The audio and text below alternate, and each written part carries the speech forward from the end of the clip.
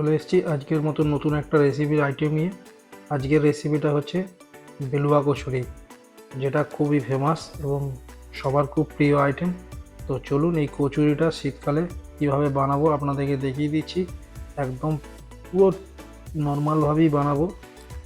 তো যদি চ্যানেলে নতুন হন তো প্লিজ চ্যানেলটাকে সাবস্ক্রাইব করে পাশে থাকবেন। আর আমি মনোজ, আর আপনারা দেখছেন মনোজের রান্নাঘর। তো চলুন শুরু করা যাক আজকের ভিডিও। তো প্রথমেই আমি এখানে বিউলির ডাল নিয়ে নিয়েছি। এটাকে আমি 2 ঘন্টা আগে ভিজিয়ে রেখেছি।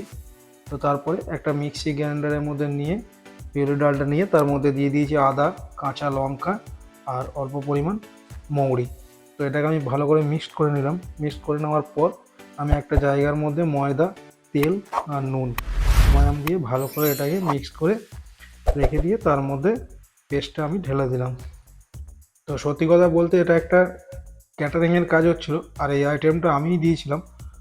তো সেই জন্য আমাদের যে মাসি আছে ও বললো, মনোজদা তোমাকে মাখতে হবে না, আমি ময়দাটা মাখছি। তো সেই জন্য ও বললো ঠিক আছে, আমি সুন্দর করে ময়দাটা মেখে দিচ্ছি, তুমি অন্য কাজ করো। তো যাই হোক, ময়দাটা মাসি খুব সুন্দর করেই মাখলো। একদম দেখতে পাচ্ছি এরকম দলাই মালাই করে, একদম ঝাক্কাস করে। তারপরে এরকম গোল গোল লুচি কেটে নিয়েছে। লুচি কেটে তারপরে চলো এবার ভাজা যাক আর খাওয়ানো যাক। তো এরকম গোছ কেটে লেচি কেটে একবারে বেলে নিয়ে গরম গরম তেলে ছাড়া হোক। তো আমি এখানে ছেড়েছি, তুমি বললে বিশ্বাস করবেন না, 50 জনের আইটেম ছিল, মোটামুটি 200 পিস কচুরি। মানে সবার শুধু এটাই পছন্দ যে নতুন রেসিপি। আর যদি আপনি একবার বাড়িতে ট্রাই করে দেখতে পারেন, যদি অবশ্যই ভালো লাগবে। আর যদি ভালো লাগে তো প্লিজ চ্যানেলটাকে সাবস্ক্রাইব করবেন আর পাশে থাকবেন।